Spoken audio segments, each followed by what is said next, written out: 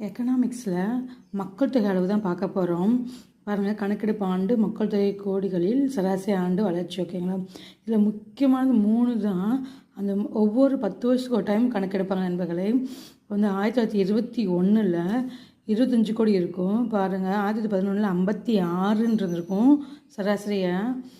ஆனால் இங்கே பாருங்கள், 21ல் 0.03, அதாவது குறைஞ்சிருக்கும் நண்பர்கள் ரொம்ப. ஏன்னா அது வந்து முதல் உலகப்போர் நடந்திருக்கும். 1918ல் வந்து முதல் உலகப்போர் நடந்திருக்கும்.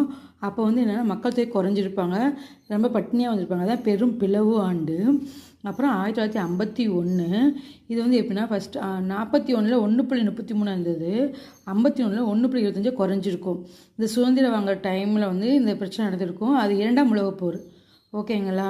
அப்போ வந்து கொஞ்சம் குறைஞ்சிருக்கும். இது வந்து என்னென்னா 0.08 குறைஞ்சிருக்கும். அது சிறு பிளவு ஆண்டுன்னு இருப்பாங்க.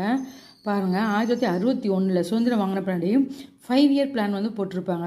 அந்த டைமில் 1.25லேருந்து 1.96 வரைக்கும் கூடி இருக்கும். 1961ல் சுதந்திரம் வாங்கி 10 வருஷம் தான் கழிச்சு. அப்போது 1.96ன்னு கூடி இருக்கும். பாருங்கள், இதுக்கு டிஃப்ரென்ஸ் என்னென்னா 0.71. ஓகேங்களா?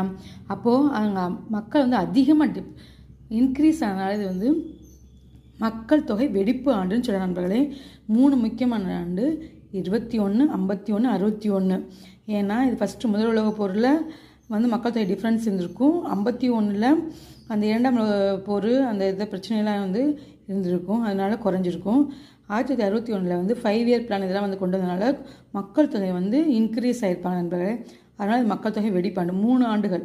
21 பெரும் பிளவு ஆண்டு, 51 சிறு பிளவு ஆண்டு, 61 மக்கள் தொகை வெடிப்பாண்டு. இது நல்லா ஞாபகம் வச்சுக்க நண்பர்களே. நிறையா வாட்டி ஓல்டு கொஸ்டின் நிறைய வாட்டி டிஃப்ரெண்ட்டாக கேட்பாங்க. 21 எப்படி இருந்துச்சு, 51, 61 எல்லாம் கேட்பாங்க.